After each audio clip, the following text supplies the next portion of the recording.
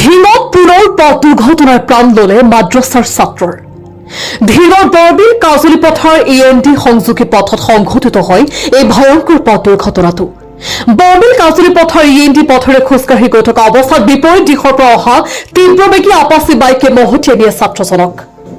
লগে লগে ছাত্ৰজনক চিকিৎসাৰ বাবে ঢিঙলৈ প্ৰেৰণ কৰে যদিও উন্নত চিকিৎসাৰ বাবে ঢিঙৰ পৰা নগাঁৱলৈ আৰু নগাঁৱৰ পৰা গুৱাহাটীলৈ প্ৰেৰণ কৰিছিল, কিন্তু চিকিৎসাধীন অৱস্থাতে ছাত্ৰজনৰ মৃত্যু হয়। দুৰ্ঘটনাত মৃত্যু হোৱা ছাত্ৰজন ঢিঙৰ বৰবিলৰ আছত আলীৰ পুত্ৰ চাহানেৱাজ আলম বুলি জানিব পৰা গৈছে। দুৰ্ঘটনা সংঘটিত কৰা AS02AK 7336 নম্বৰৰ আপাচী বাইকখন ঢিং আৰক্ষীয়ে জব্দ কৰি তদন্ত অব্যাহত ৰাখিছে। ইতিমধ্যে ছাত্ৰজনৰ মৃত্যুৰ খবৰে সমগ্ৰ বৰবিল মহকুটিত এক শোকাকুল পৰিৱেশে বিৰাজ কৰিছে।